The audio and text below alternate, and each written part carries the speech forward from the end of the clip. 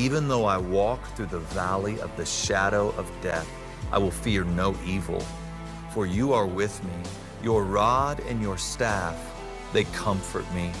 You prepare a table before me in the presence of my enemies. You anoint my head with oil, and my cup overflows.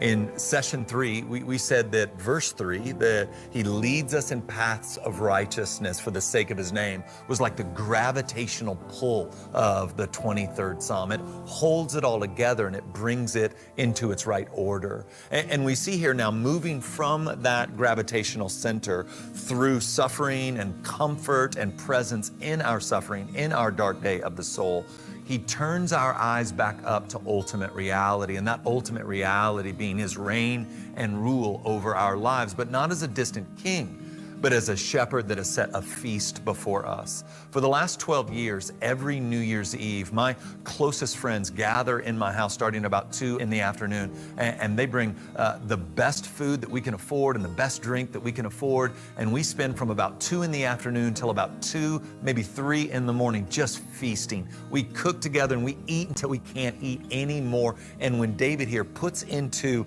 this passage, he prepares a table before me. He's making a reference to feasting, and not just any kind of feasting, but the kind of feasting that the Jews would do in this period of time, which would oftentimes last days on end and would be filled with kind of the choicest meats and drinks and the best of whatever they could gather. And so David is lifting our eyes back up to the grandeur of God, like he did in verse 3, like he's trying to remind us in verse 4. And now in verse 5, he's talking about God yet again being an initiating God, moving towards us as we've come out of the valley of the shadow of death, not with a loaf of bread to steady us on our journey, but with a feast. And he's prepared that feast not in private. See, it's a key thing for you to get. And again, this is all rooted in verse 3. This is all rooted in session 3, that he is not embarrassed that you are his. Despite your struggles, despite your difficulties, despite whatever happened in the dark night of the soul, God is not throwing a party for you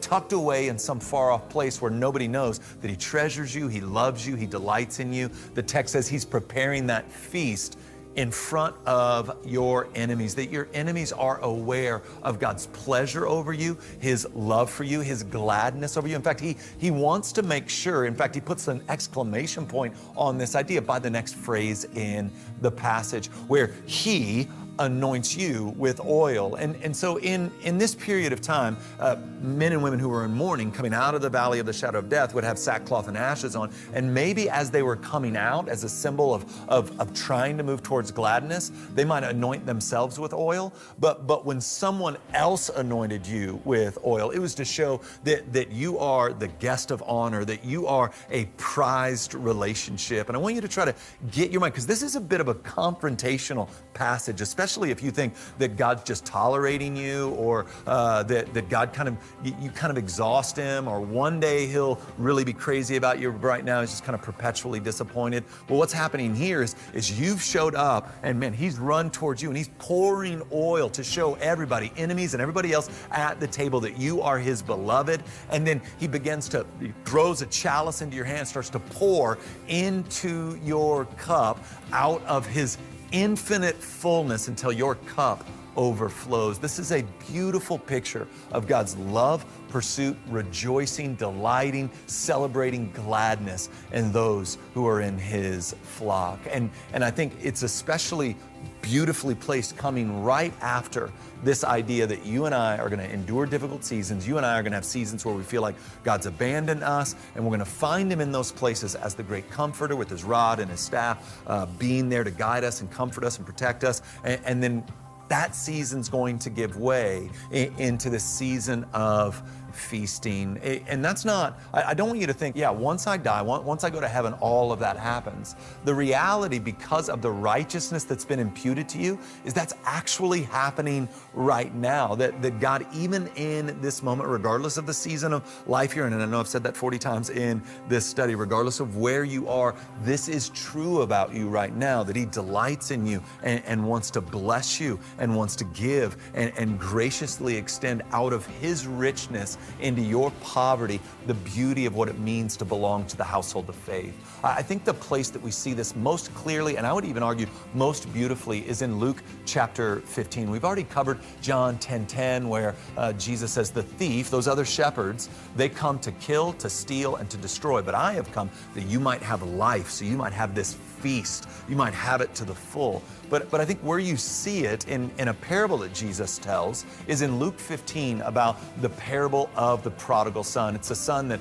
blows all his inheritance, that according to the passage defiles the father's property with prostitution and drunkenness. And the father, scanning the horizon, sees his son, who has not come ultimately to apologize, but has come out of desperation because he's got nowhere else to go. He's come just to go, make me a slave here. Better to be a slave to you than it is to be just on my own out there. And the father's just not having any of this. You see exactly what's going on in this passage in Luke 15 when the father runs out, grabs hold of the son, and embraces a son who had been wallowing around with the pigs. He embraces him. He throws a ring on his finger, the best robe, and then he kills the fatted calf. And later on in Luke 15, the older brother in the field could hear the party in the field. The text literally says, and he heard music and dancing, and asked a servant to come over and ask what was going on up at the house. So that when the prodigal turns home, when the prodigal comes towards Jesus, when we finally surrender to the comfort and the guidance of the Good Shepherd, then there's a kind of celebration that erupts, according to Luke 15, where dancing can be heard out in the fields. And I know it probably makes us Baptists a little bit worried hearing that word in this study, but it's to denote really the celebratory nature of what it means to belong to the household of faith. And so I wonder, are you in a spot where you can really believe that Christ's righteousness imputed to you, that path of righteousness that's been given to you for the name and sake of God, could move God's heart towards you in this way? Is it possible for you? Because I think if you don't get these things, then what happens is you spend all the days of your life trying to earn this kind of love, trying to earn this kind of acceptance. And it'd be a shame if you grew weary trying to earn something that God is freely handing to you simply by being of His flock. I pray rest for your soul after this session. I pray just a peace, a knowledge of God's delight and love and joy and celebratory heart over you as His son and daughter.